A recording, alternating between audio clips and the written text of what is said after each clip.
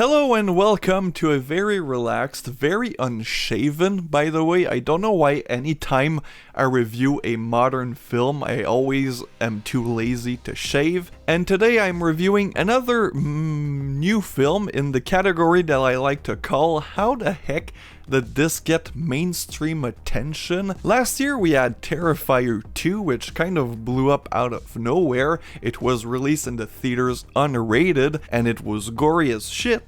And today we have Skinamarink, which is the complete opposite, by the way, but it's a very slow, very experimental, surrealistic horror film that blew up on TikTok of all places. Which kind of made me skeptical, because last time a movie got major attention on that hellhole of an app was Megan is Missing, which, not gonna lie, is kind of a dogshit film, so I was very skeptical when I came into this film. However, Looksfromthecrypt, her video will be down in the description, reviewed this last week, and it got me really intrigued. Then I watched the trailer and I was thinking to myself, oh, this doesn't look like it makes a lot of sense. And so today, I watched the damn thing. And I'll preface by saying that this movie isn't for everybody and it wasn't designed to be. It is a very niche film made for a very niche audience. So if you're down here already writing a comment about how shitty and how much you hated this film because it made no sense and it was boring, I completely understand and I won't judge you. If anybody is like, well, this is actually great, you just didn't get it, you legally have the right to punch them in the throat. I do realize that this is gonna be a very divisive film because it was meant to be that way. This is a very particular film that kind of goes against every rule in the filmmaking handbook. It is slow. The shots are always static. The few times they're not, it's from the point of view of the main character, but the rest of the film, it's static shots that are very long and they're pointing just at one thing for sometimes a few minutes. There are no such things as establishing shots in this film. You don't get, a sense of where things are in the house. There are no real characters. I mean, our main character is this kid.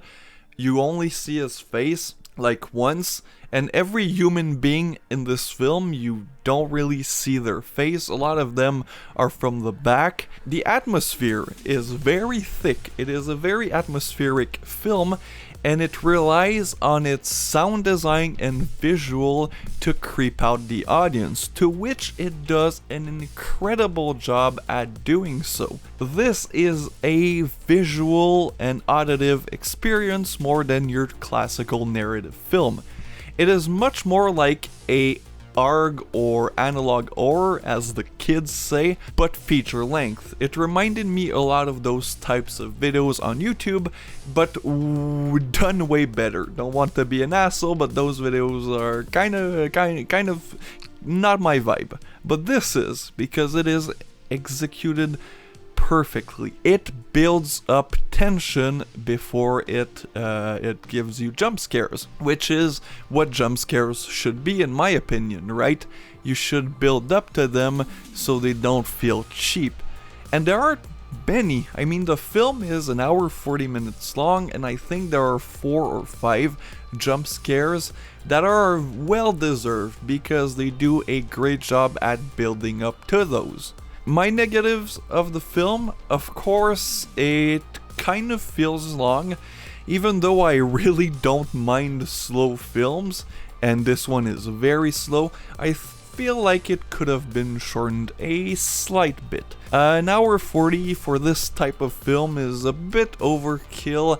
I prefer my super weird experimental films to be around 120. Again, for people who are probably not gonna like this film, I read a lot of reviews calling this like a wall simulator, just camera filming a wall, which in that sense, it does remind me of an experimental short film by Andy Warhol, I think, called Wavelength, which is literally that. By the way, it's a camera pointing at a wall and a window for like 20 minutes, 47 minutes. And yes, there are similarities to that. However, Wavelength sucks, and this is actually good because it's not just that. Yes, there are plenty of shots of walls.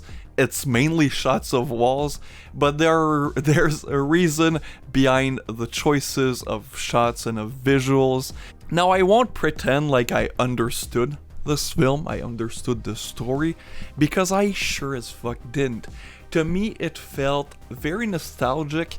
It is a film, to me, it felt like a film about childhood fears, and as somebody who experiences, not sleep apnea, sleep paralysis, it reminded me of my multiple experiences with sleep paralysis, and it has this nostalgic feel about being a kid in the dark alone by yourself and imagining things. To me, this film is the nightmares we all had as kids when we were scared of the dark and any noise could be, you know, a monster. Is this what the film is, actually? I don't know. I'm not the filmmaker.